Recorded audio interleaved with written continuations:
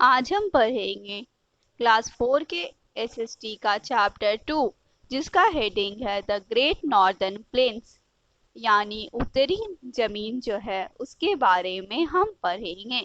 हमने पिछले लेसन में क्या पढ़ा था? हमने पिछले लेसन में पढ़ा था हिमालय के बारे में। हमने पढ़ा था सबसे उत्तर दिशा में क्या है? हिमालय है।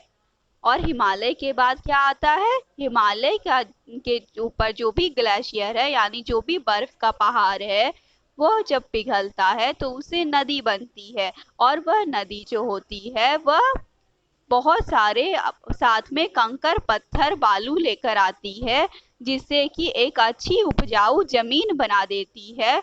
उसी को हम द ग्रेट नॉर्दर्न प्लेन्स बोलते हैं। The Great Northern Plains are located to the south of Himalayas. Great northern plain कहाँ है? हिमालय के दक्षिण में। हमें पता है 4 दिशा होती है, उत्तर, दक्षिण, पूरब, पश्चिम। तो हिमालय उत्तर में है और हिमालय के दक्षिण में क्या है? Great northern plains. They stretch from Punjab in the west. कहाँ से कहाँ तक फैला हुआ है? पश्चिम के पंजाब से लेकर के पूरब में आसाम तक यह फैला हुआ है। The plains are 2,400 kilometre long and 150 to 300 kilometre wide. इसकी किलोमीटर है और इसकी चौड़ाई 150 से 300 किलोमीटर है। They covered the states of Punjab, Haryana, Uttar Pradesh, Bihar, West Bengal and parts of Assam. ये कुछ राज्यों से होकर के जाते हैं, जैसे कि कौन कौन से राज्य इसमें आते हैं? यह कहाँ कहाँ है? यह पंजाब में भी है, हरियाणा, उत्तर प्रदेश, बिहार, वेस्ट असम के हिस्सों में भी है।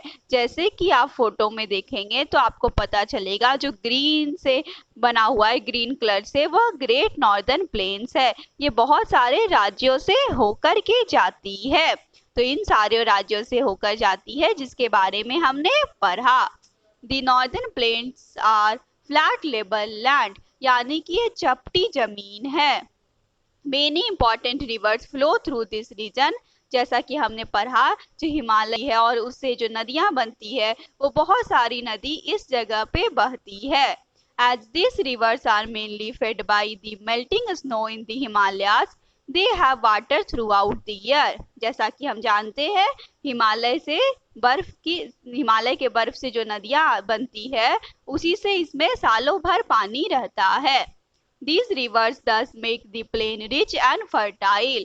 और इसी नदियों से यह जमीन जो है वो पूरे साल उपजाऊ रहती है। The rivers that flow through the northern plains divide the plains into 3 river basins. जो नदियां इन उत्तरी जमीन पे बहती है वह इस जमीन को 3 नदियों के बेसिन में बांट देती है। बेसिन यानी कि हर नदी का अपना अपना हिस्सा होता है जिसमें वो फैली हुई होती है, उसे हम रिवर बेसिन बोलते हैं। तो इस तरह 3 नदियों में बांट देती है। तो वेस्ट में यानी पश्चिम दिशा में कौन सी नदी आएगी? सतलुज नदी आएगी। और गंगा कहाँ आएगी? गंगा मिडिल में यानी कि बीच में आएगी। इसके सबसे पश्चिम में सतलुज, बीच में गंगा और सबसे पूरब में यानी ईस्ट में कौन सी नदी आएगी? ब्रह्मपुत्र आएगी। A basin is an area watered by a river and its tributaries. तो हमने जैसा पढ़ा बेसिन किसको बोलते हैं? बेसिन वैसा जगह होता है जहाँ पे नदी का और नदी की ट्रिब्यूटरी का सारा पानी जमा होता है। अब ट्रिब्यूटरी किसको बोलते हैं? एक नदी जो बड़ी सी नदी होती है उसमें आकर छोटी छोटी नदी जुड़ जाती है। तो जो छोटी छोटी नदी एक बड़ी सी नदी में जुड़ती है उसे ट्रिब्यूटरी बोलते हैं। तो बेसिन किसे बोलेंगे? जहाँ पे पूरी नदी का पानी और साथ में नदी की ट्रिब्यूटरी का पानी भी गिरता हो उसे बेसिन बोलते हैं। तो हमने पढ़ा ग्रेट नॉर्दर्न प्लेन 3 बेसिन नदियों के बेसिन में बटा हुआ है। कौन कौन सा था? सतलुज, गंगा और Brahmaputra.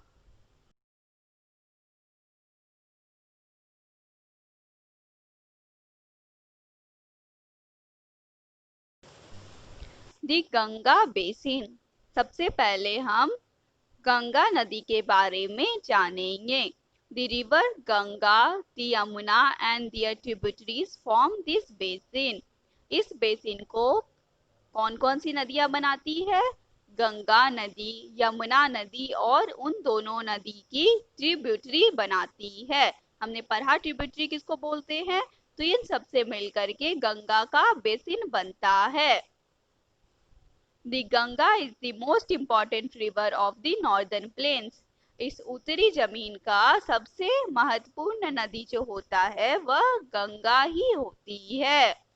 The Ganga is the sacred river for the Hindus. Hindu के लिए गंगा बहुत ही पवित्र नदी मानी गई है। It originates from the Gangotri glacier high up in the Himalayas and flow through the states of Uttarakhand, Uttar Pradesh, Bihar and West Bengal etc. ये कहाँ से निकलती है? यह गंगोत्री ग्लेशियर से निकलती है। गंगोत्री ग्लेशियर कहाँ है?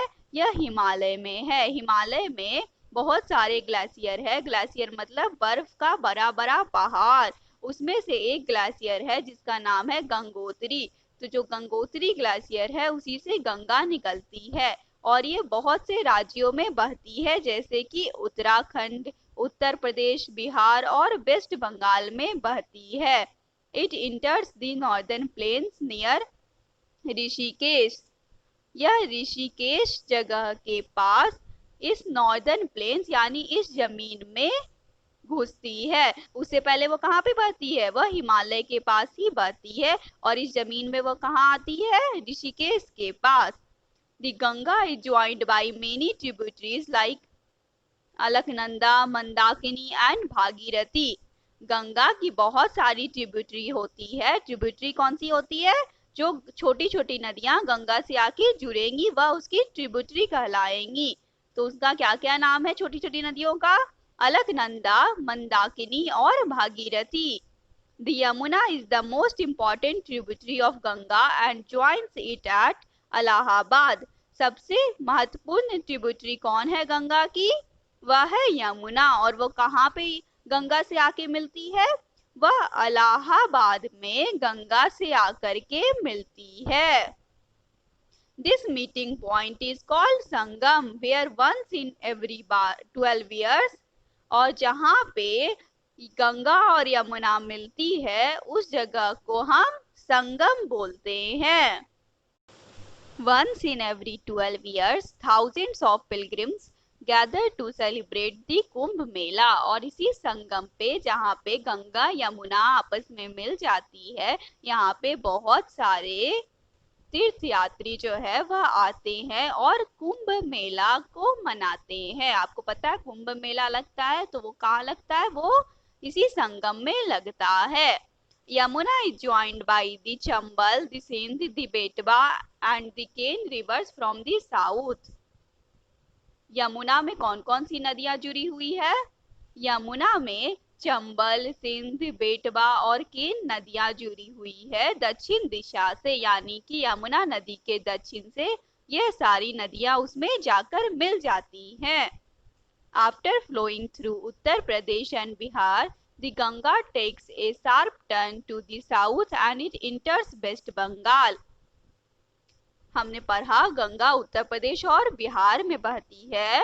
तो उत्तर प्रदेश बिहार में बहने के बाद गंगा दक्षिण की तरफ मुड़ जाती है, दक्षिण दिशा की तरफ मुड़ जाती है और किस राज्य में चली जाती है? यह वेस्ट बंगाल में चली जाती है। Here the Ganga splits into branches, the Hooghly and the Padma. The Hooghly flows through Kolkata and then into the Bay of Bengal. और जैसे ही वो वेस्ट बंगाल में जाती है वहां पे गंगा दो भागों में बट जाती है। दोनों भागों का क्या नाम है? पहले भाग का नाम है हुगली और दूसरे का पद्मा। हुगली जो है वो कल कोलकाता में बहती है और कोलकाता में बह करके वो बे ऑफ बंगाल यानी कि बंगाल की खाड़ी में चली जाती है। The eastern part of the plain receives more rainfall than the western part. यानी कि नॉर्दर्न प्लेन जो है उसका पूर्वी हिस्सा उसमें ज्यादा बारिश होती है पश्चिमी हिस्से की तुलना में। Most of the rainfall is during monsoon. जब मॉनसून का समय आता है तो ज्यादातर बारिश उसी समय होती है। मॉनसून कितने से कितने महीने के बीच में आता है? जून से सितंबर के बीच में। Crops grow well here as the soil is rich and fertile. यहाँ पे अच्छे से अनाज उगते हैं, खेती हो पाती है। क्यों? क्योंकि यहाँ की जो मिट्टी है वह बहुत उपजाऊ है। Major crops grown are rice, wheat, jute, sugarcane. बहुत सारे यहाँ पे अनाज उगाए जाते हैं, बहुत सारी चीजों की खेती की जाती है जैसे कि चावल की, गेहूं की, जूट की, गन्ने की खेती की जाती है। Water is available in plenty as there are many wells and canals. और यहाँ पे पानी बहुत ज्यादा मात्रा में उपलब्ध है। क्यों? क्योंकि यहाँ पे बहुत सारे कुएं खुदे हुए हैं और कनाल बने हुए हैं जिससे पानी मिलता है। In the east lies the Ganga Delta, which is the largest delta of the world. It is called the Sundarban Delta. Ganga नदी के अगर हम पूरब हिस्से में देखेंगे तो हमें एक बहुत बड़ा डेल्टा नजर आता है। हम डेल्टा किसको बोलते हैं? डेल्टा वैसे जमीन के हिस्से को बोलते हैं जहाँ पे नदी का थोड़ा पानी होता है और वह पानी उस जमीन से पूरी तरह से ढका हुआ होता है, भरा हुआ होता है। यानी थोड़े हिस्से में पानी होता है और बाकी में जमीन होता है, अधिकतर हिस्से में जमीन होती है। वैसा हिस्सा डेल्टा कहलाता है। यह अधिकतर नदियों के पास होता है। और सबसे बड़ा डेल्टा कौन सा है? सबसे बड़ा डेल्टा सुंदरबन का डेल्टा है जो कि